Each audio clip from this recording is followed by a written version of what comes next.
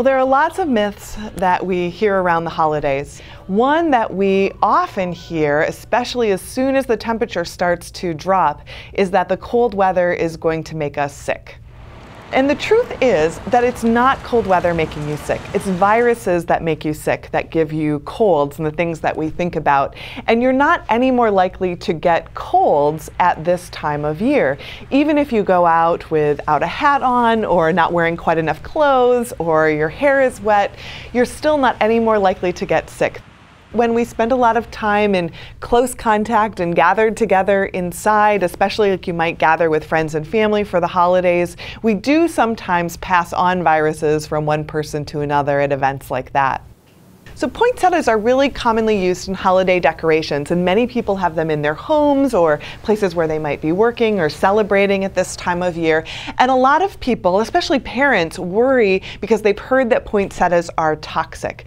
Interestingly enough, and I say this both as a pediatrician and someone who's looked at all of the research, poinsettias are not really much of a risk. They looked at more than 23,000 cases where poinsettia ingestions were reported to the Poison Control Bureau, and in none of those cases were there deaths or serious injury. In fact, more than 95% of them required zero medical care whatsoever. So one really concerning thing that we sometimes hear around this time of year is that suicides spike around the holidays. And this is a sad thought, especially as we're gathering and celebrating and many of us are enjoying time with friends and family. As it turns out, suicides are not any more common around the holidays than at other times. In fact, in studies from around the world, and including the US, they're actually somewhat less common right around the holidays. Now, that doesn't mean that people are not struggling with loneliness, with blues, with having difficult and stressful times maybe with their families, or if they're not with families or friends, by themselves. So certainly blues around this time, some stress around this time, and even the types of seasonal affective disorders that some struggle with may still be an issue.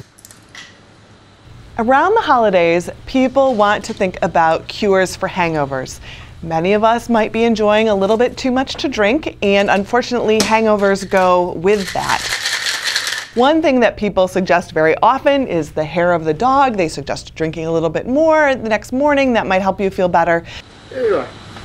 Unfortunately, that's not really curing your hangover at all. It might help you feel better because in fact it's intoxicating you again. And so as you take in a bit more alcohol, you're not noticing all the ways in which you're feeling bad from the prior alcohol, but you're really just kicking your problem down the road.